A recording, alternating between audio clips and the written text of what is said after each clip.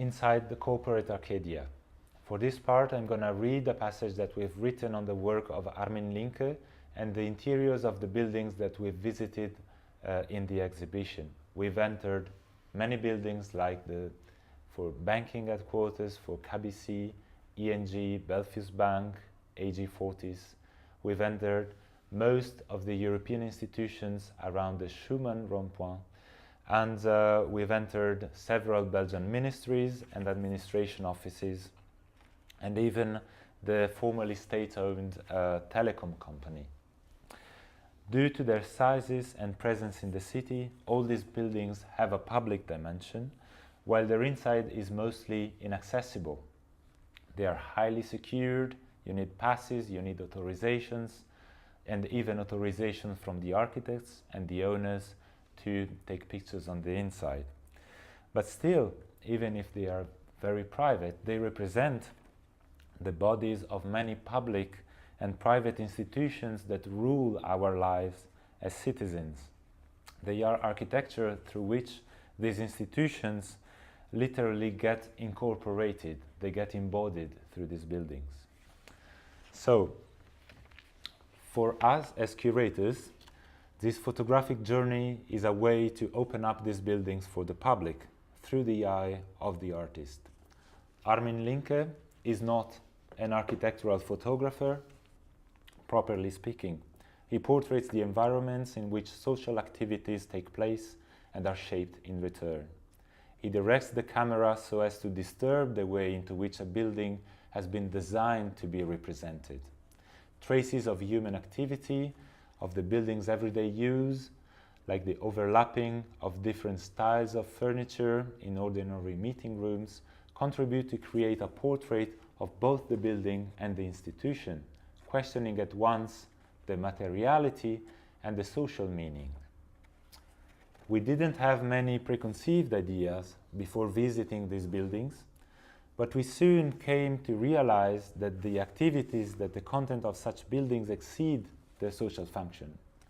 Beside ordinary office spaces and meeting rooms, they reveal a full interior urbanism of alleys, atriums, lounge areas, cleaning services, fitness centers, underground canteens and top-floor restaurants, footbridges and hanging gardens, in-house maintenance and guarantee services, broadcasting studios, theme cafeterias, museum, multipurpose event spaces, auditoriums, sometimes even travel agencies, a mail service, news agents, bank branches and ATMs. It's a city within a city for thousands of employees, an architectural continuum where everything has been designed, from the monumental atrium glass roof to the lift's bottom, encompassing the whole building on all scales in the spirit of end-of-the-century total work of art. In the corporate Arcadia, you could indeed live forever. Electric generators and fuel reservoirs could keep the main function up and running for hundreds of employees for many days, even in the case of a total blackout over Belgium, as we were told. So we saw, for instance, the appearance of concepts like the flex desk, where an office space is being refurbished so as to allow less tables for the same amount of people. So the concept that you have your own desk where you could put your own pictures of your family or you can appropriate your space vanishes in favor of a day-to-day routine where you enter a new floor, you take on your computers from your lockers, and you go to work with the colleagues around a table that is every time different. So I think the concept of labor and the organization of labor changes in these buildings. It changes all the time, and studying these situations might allow to understand better how does an organization consider itself the kind of work that it has to organize.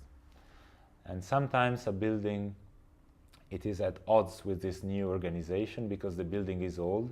This is why these kind of interior spaces are being designed and redesigned over and over again. For instance, We also saw very creative spaces with ping pong tables, couches, fitness centers with facilities for the people who come at work by bike.